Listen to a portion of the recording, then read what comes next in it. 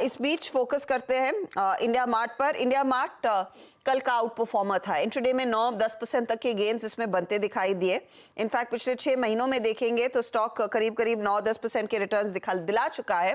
Quarterly numbers आए हैं, उसके बाद आप देखिएगा परफॉर्मेंस अच्छा है। रेवेन्यू में 17% तक का इजाफा ईयर ऑन ईयर बेसिस पर। एबिटा में ग्रोथ है, ये 66 करोड़ से बढ़कर 88 करोड़ पर आया। प्रॉफिटेबिलिटी भी अच्छी खासी बढ़ी है। यहाँ पर 99 करोड़ का फिगर कंपनी ने किया है डिलीवर। तो ये परफॉर्मेंस रहा। अब यहाँ से आगे क्या ये रन रेट आगे बरकरार रह पाएगा? एंड मोस्ट इंपॉर्टेंटली इस क्वार्टर में हमने देखा है कुछ सब्सक्राइबर एडिशन रहा है कंपेयर टू Q3, नंबर ज्यादा बेहतर है। क्या उसमें और पिकअप देखने को मिलेगा? हमारे साथ इस समय जुड़ गए हैं कंपनी के दरअसल CEO दिनेश अग्रवाल। अग्रवाल जी, स्वागत है आपका CNBC आवाज पर। पहले तो इस क्वार्टर की हाइलाइट्स अगर मुझे बता सके, एंड मोस्ट इंपॉर्टेंटली वो subscriber additions compare to Q3 एक ज्यादा बेहतर पिकअप है, लेकिन क्या इन नंबर्स में और स्केल देखने का कॉन्फिडेंस है आप में? जी, तो पिछले क्वार्टर सब्सक्राइबर एडिशन जो हमारे थे वो करीब 1800 रह गए थे, काफी ऑल टाइम लो हो गए थे। और उसके बाद हमने इस क्वार्टर करीब 2700 का एडिशन किया है। और अगले 2 क्वार्टर में हम उम्मीद करते हैं कि वापस से 5000 का जो हमारा सब्सक्राइबर एडिशन पर क्वार्टर का टारगेट रहता है वहां हम पहुंचने की कोशिश करेंगे। क्योंकि सब्सक्राइबर एडिशन पीछे कम रहे हैं, पिछले 4 क्वार्टर से कम रहे हैं, और उसका इफेक्ट अपने को कलेक्शंस फ्रॉम ऑपरेशन और रेवेन्यू फ्रॉम ऑपरेशन दोनों पे अब देखने को मिल रहा है। हालांकि आरपू में अच्छी खासी ग्रोथ हुई है, जिसकी वजह से कलेक्शन करीब 16-17% और रेवेन्यू फ्रॉम ऑपरेशन भी करीब 17% बढ़ा है। ये आरपू में जो ग्रोथ हुई है इस पर्टिकुलर क्वार्टर में, क्या इसे आप बेहतर कर पाएंगे in the coming quarters? Sir, सवाल तो मार्केट में यही लोग पूछ रहे हैं कि can you better these numbers considering perhaps वो सब्सक्राइबर एडिशन का वर्स्ट हमने पिछले क्वार्टर में पीछे छोड़ दिया है। जी, तो हम कोशिश करेंगे कि क्वार्टर दर क्वार्टर यहाँ से इम्प्रूव करें, और जितनी जल्दी से जल्दी हो सके 5000 पे पहुंचने की कोशिश करेंगे। तो आरपू एवरी क्वार्टर 10% बढ़ पाएगा? मेरे ख्याल में आप वो टारगेट करना चाह रहे थे। अब वो तो मैं ऐसे नहीं बता सकता, लेकिन हाँ, कोशिश करेंगे। ओके। अच्छा, मैं आपसे ये भी समझना चाह रही हूँ फिर कलेक्शन में ओवरऑल FY25 में अग्रवाल साहब कितनी विजिबिलिटी है इम्प्रूवमेंट की? क्योंकि मुझे याद है आपसे चर्चा जब हमने कोविड के दौरान की थी तब आपके बिजनेस में एक बहुत अच्छा स्केल देखने को मिला था, और उसके बाद आई गेस वो हाई बेस का इम्पैक्ट था। लेकिन अब क्या बिजनेस अब ज्यादा नॉर्मलाइज हो रहा है और फिर ग्रोथ की तरफ लौटेगा? हाँ, तो एक जैसे कि पिछले साल हमने FY23 में करीब 34,000 कस्टमर ऐड किए थे, जिसकी वजह से कलेक्शन एकदम तेजी से बढ़ा था। अब इस साल अगर आप देखें तो हम केवल 12,000 कस्टमर ऐड कर पाए हैं।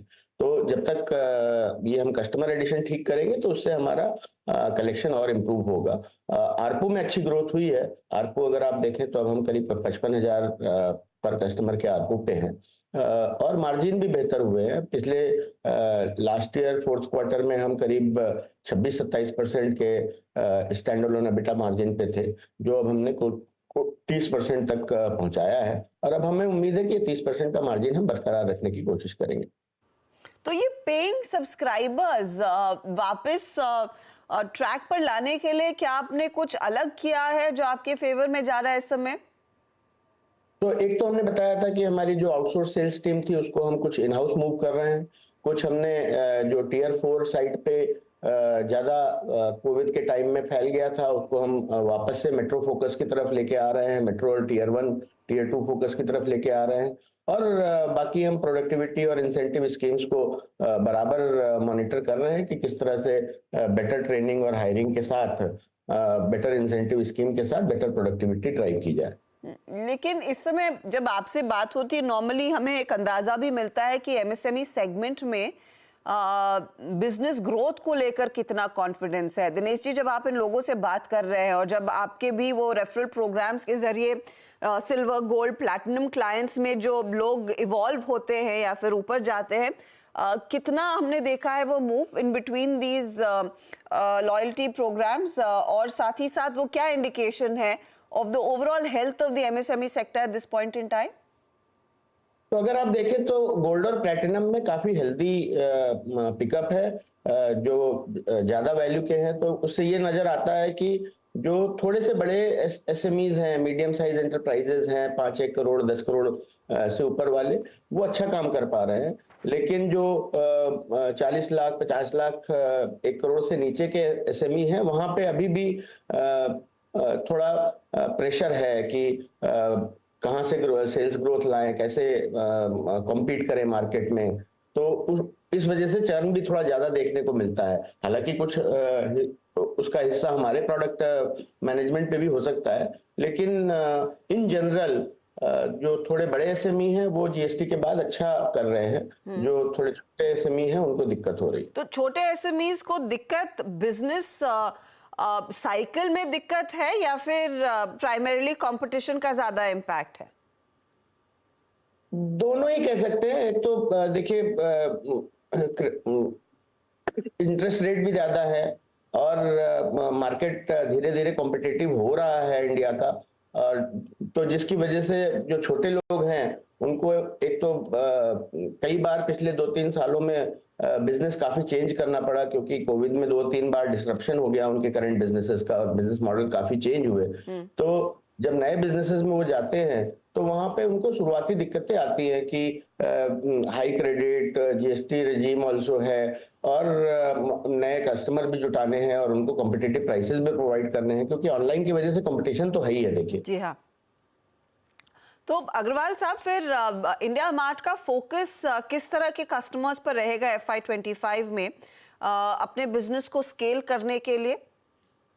कस्टमर का फोकस वही एमएसएमई ही रहेगा। लार्ज एंटरप्राइजेस से हमारा बिजनेस आता है करीब 5%, लेकिन मेजर फोकस एसएमई पे ही रहेगा। एक्सपोर्टर से भी 5% का बिजनेस आता है। एमएसएमई में अगर आप देखें तो मेट्रो में और टियर 1 में अभी काफी सारा नेटवर्क इफेक्ट और बनने की उम्मीद है। हमारी ज्यादा से ज्यादा कैटेगरीज अब काफी हाई ट्रैक्शन कैटेगरीज हो चुकी है। दूसरी साइड पे जो हमने बिजी में इन्वेस्टमेंट किया था उसको स्केल अप करने की कोशिश करेंगे अकाउंटिंग सॉफ्टवेयर में, बिजी और व्यापार में। तो यही दोनों काम करेंगे FY25 में।